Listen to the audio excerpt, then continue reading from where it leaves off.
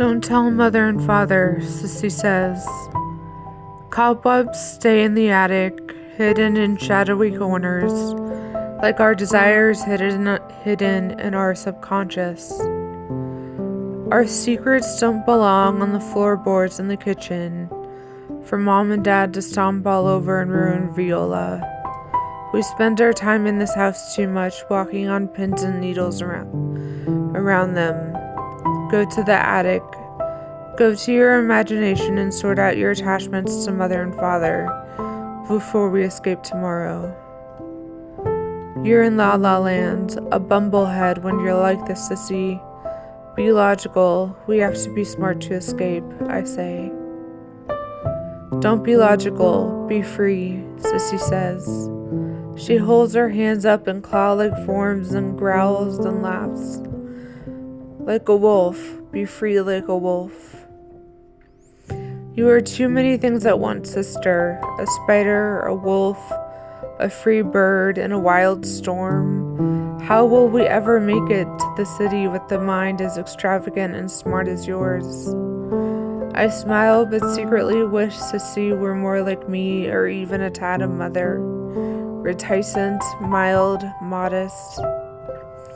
We shall make it by the seat of our pants, planted elegantly on the best cushioned chairs on the train, with the finest dinner and attention. Trust me, she smiles.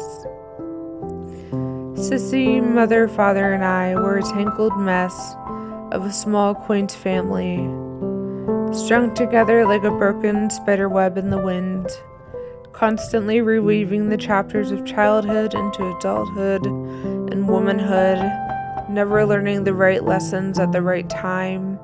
But I wish my secrets weren't stuck in some dusty attic, but in nature, on a pretty wooden porch where Mom and Dad would understand. Sissy was more of the black widow of the family, and I was the caterpillar caught in her wild, tough venom. I was a ghost who danced through the moonlit rooms of our house at night looking for a way out of hell, and she knew nothing more than a whisper of this ghostly presence inside my heart. She sees me as the caterpillar and not her shadow.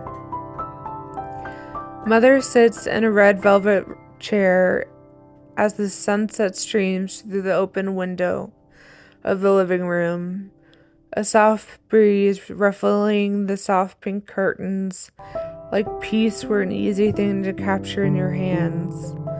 But Cupid shot an arrow in her heart and glued her in this spot of peace and sadness for eternity.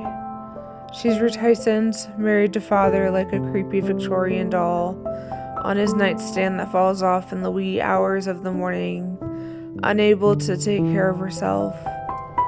The blank expression Mom gives me, long uncombed hair like the messiness of her thoughts grows eerier over the years, sends goosebumps down my spine.